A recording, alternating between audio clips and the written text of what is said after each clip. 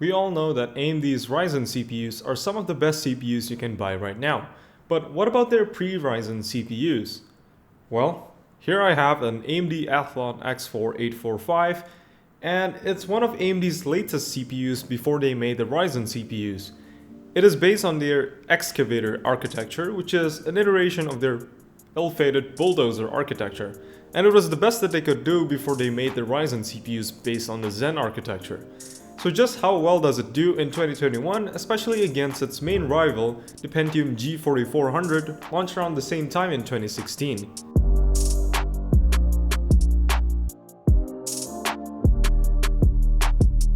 So, why am I comparing these two? Well, that's simply because these two were the main competitors back in 2016 for budget CPUs if you wanted to build a gaming PC.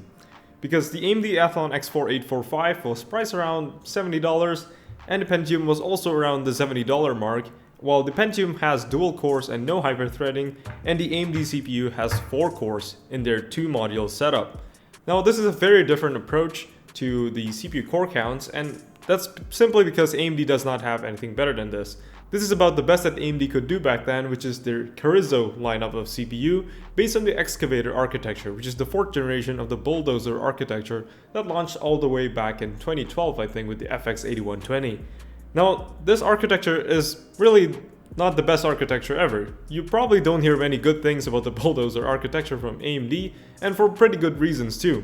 It has a pretty funky layout with the cores in that it's in modules inside the CPUs. Instead of being standalone cores by themselves, they share some parts of the cores with the adjacent cores, which means that the performance kinda is really variable depending on what kind of workloads you're doing, and it's especially really bad in single core workloads. So Intel's Pentium G4400, based on the Skylake architecture back when it first launched, is gonna be way faster in single core workloads, despite the clock speed being only 3.3 GHz versus the AMD CPU's 3.8 GHz on 4 cores. So it'll be interesting to see what kind of performance differences we can see in games between these two different setups of CPUs. Now, the Intel setup is definitely way more upgradable as well, being on the LGA 1151 socket and supporting DDR4 memory, while the AMD CPU is still on the FM2 Plus socket, which is now really far outdated these days, and it only has DDR3 memory connected to it.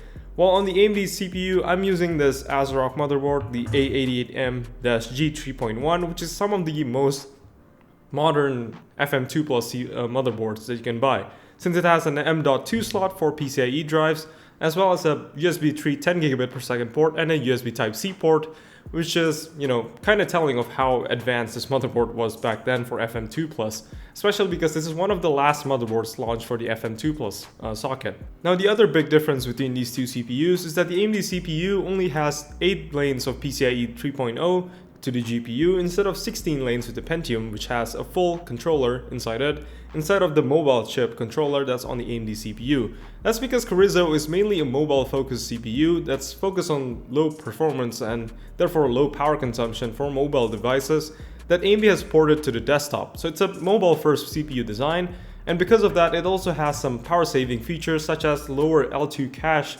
compared to their previous generation CPUs, which is also going to be interesting to see how it'll cripple the performance in games, because as we all know, games really love cache, and lots of cache and really fast cache will really help game performance.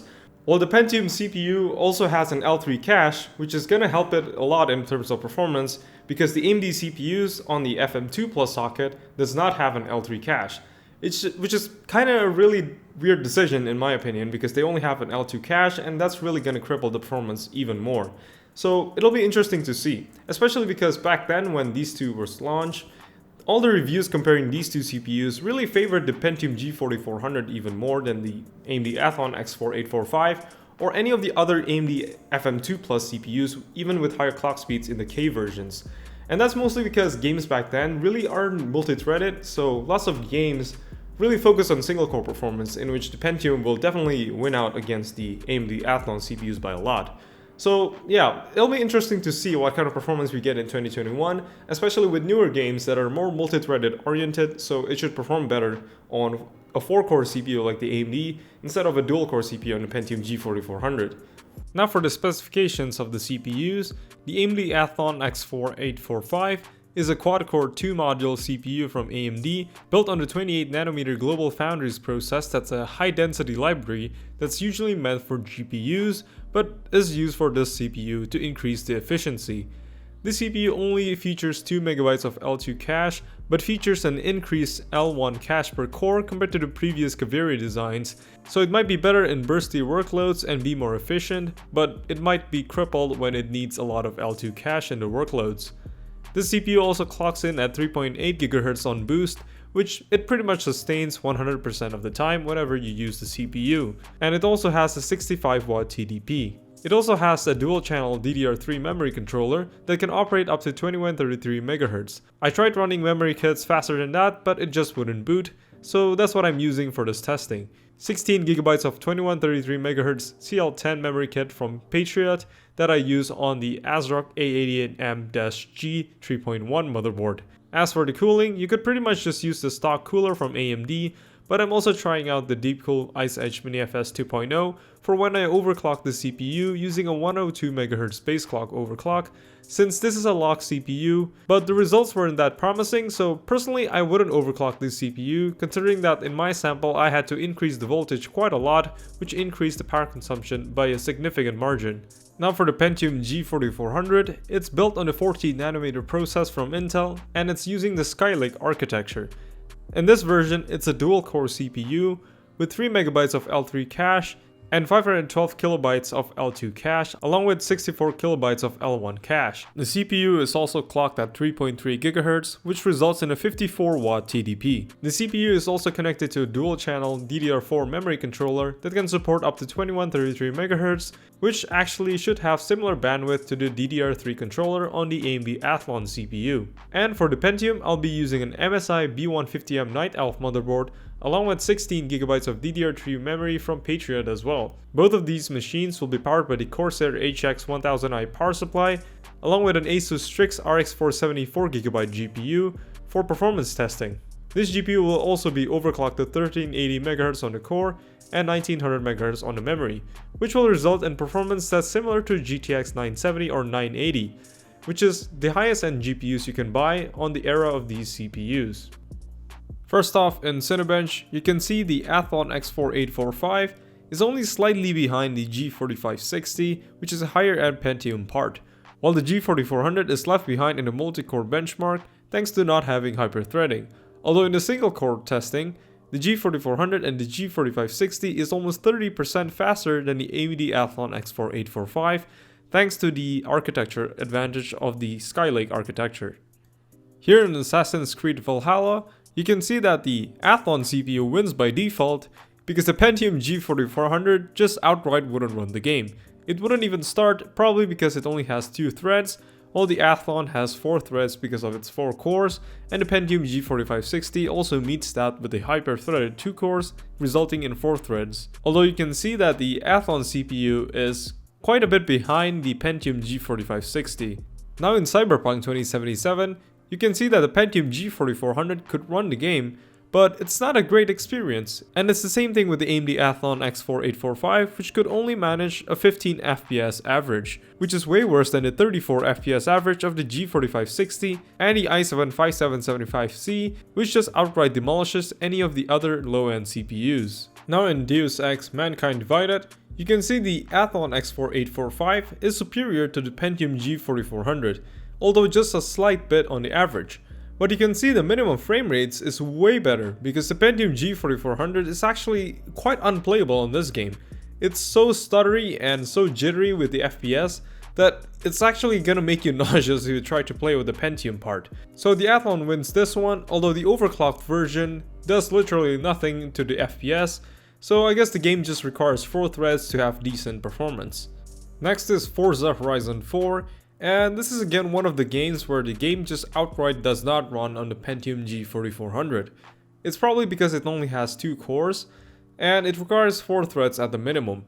So the Athlon X4 845 wins by default again, and it does deliver some decent performance in this game. Although you can see that the average of 62 FPS on the overclocked result is still just less than half of the maximum FPS that this GPU can produce with the Core i7-5775C. and the Pentium G4560 is also again not enough to maximize the RX 470. Then Forza Horizon 4 also has a stutter count in the built-in benchmark, which is quite useful to see how stuttery the CPUs are. And you can see that the AMD Athlon CPU actually gets more stuttery once you overclock it, while the Core i7 seems to get better once you overclock it, and the Pentium G4560 looks to have more stutters than the Athlon CPU. Now we're back to an older game, GTA 5, which is still popular. You can see that the Pentium G4400 scores higher than the Athlon and the Pentium G4560. But that's actually misleading, that's why I put it on the bottom, because this CPU just simply couldn't run this game properly. At least not on my setup, because it seems like the game does not load the world properly and it just stutters all over the place. It does result in quite high maximum FPS because the world did not load, so the GPU has very little load on it, which means that it can pump out lots of FPS, but then it'll just stutter all over the place while trying to load the world. So it's really quite unplayable on the Pentium G4400, while you can see the AMD Athlon X4 845 is pretty much matching the Pentium G4560 except on the maximum FPS.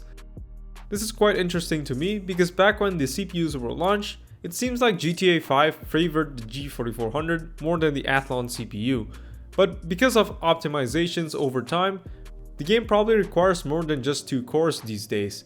So you can see that even older games get improved over time to use more cores and give the AMD CPUs that has more cores quite an advantage. Now we're back to another game that seems to not care for the Pentium G4400 because again it just outright does not run on this CPU, while the AMD Athlon X4 845 again shows that it can run the game, although it does run it quite a bit slower than the other Intel CPUs here. And it's quite interesting to see that the Pentium G4560 is matching the i7 5775C, which means that the game really doesn't need a lot of CPU horsepower, but it probably benefits from the newer architecture of the Pentium and the Core i7 CPUs. Now the game does have a scoring system for the benchmark, and you can see that the overclocked versions of the CPUs does manage to edge out the non-overclocked versions, and the Pentium G4560, although close, does not match the Core i7 57075C. Now in Minecraft Java version, you can see that the game is still very single-threaded heavy, which is why the Pentium G4560 is able to overtake the Core i7 5775C, which uses an older architecture. Although you can see that the Pentium G4400 really struggles here and only manages to match the Athlon X4 845 despite the higher single-threaded performance. This is because it only has 2 cores and it really chokes the CPU a lot of times because the game does have other assets to load and require more CPU threads than just a single core at certain times. The high chunk render distance is also quite heavy on the CPUs, so the Pentium G4560 and the Athlon CPUs, as well as the G4400, are literally pegged to 100% CPU usage while loading the game world. So I would actually just recommend lowering the settings or trying to use a mod just like Optifine to optimize the FPS if you want to have Minecraft experience on these CPUs that are quite acceptable. In Rainbow Six Siege, you can see that the Athlon X4 845 is again superior to the Pentium G4400, and quite a big margin too. It's also way more playable on the Athlon CPU thanks to having way less stutters than the Pentium CPU. This is again one of those games that just shows that those 2 extra cores on the Athlon CPU does really help smooth out the experience, even though the per core performance is still higher on the Pentium CPU. The overclock on the Athlon CPU also seems to barely do anything, and it's the same thing with the Core i7 CPU. It's also quite interesting to see the really huge difference with the Pentium G4560 and the G4400, even though the clock speed difference is only 200 MHz, but the Pentium G4560 has hyperthreading enabled, giving it 4 threads to work with. In Red Dead Redemption 2, the Athlon CPU seems to have done better than the Pentium G4400, and that makes sense since when I check the logs, the game does use like 100% of these low-end CPUs, so I guess it does require quite a powerful CPU to maximize the frame rates, which is why the Core i7 CPU can pretty much double the low-end Athlon and the Pentium G4400 in terms of FPS, while the Pentium G4560 has a respectable 67 FPS, which is higher than the Athlon X4 845 and the Pentium G4400. Now in Shadow of the Tomb Raider, you can see that the Athlon X4 845 can run the game, but the Pentium G4400 again can't run this game. So this is just one more to the growing list of games that just does not run on the Pentium G4400. It's also interesting to see that the overclocks really did nothing for these CPUs. And you can see that the Pentium G4560 performs pretty well here, which means that the G4400 should have done well in this game if it does not require 4 threads. Now for the score, or the total frames rendered, you can see that the overclocked CPUs does edge out the non-overclocked CPUs ever so slightly, so I guess it does actually make a very slight difference. Now in Rise of the Tomb Raider, you can see that the G4400 can actually run this game, and it performs basically the same as the Athlon X4 845. Although the minimums on the Athlon seems to be lower, but honestly both of these CPUs just have some stutters by nature of them being pretty slow CPUs. If you want a pretty good gaming experience, you should just really get the Pentium G4560 as a minimum, because you do need 4 threads of quite fast CPU cores to be able to enjoyably play this game. Lastly, we have the oldest game in the lineup, which is Tomb Raider from the 2014 reboot. And you can see that this game was made in the era that really requires only a single core to run. And it's really quite funny to see the Pentium G4400 on top of the charts. I really don't understand why, but basically all these CPUs perform pretty much the same in this game, and it doesn't really matter, because this game is a pretty old game that doesn't require lots of CPU horsepower, and again, like I said, it doesn't really care if you don't have lots of cores.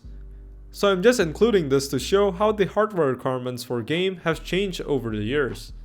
Lastly, for power consumption, I'm just using the Corsair iQ software to read the power consumption of the HX1000i. I know this is not the most accurate result, but it should still show us a decent picture of how the CPUs compare to each other.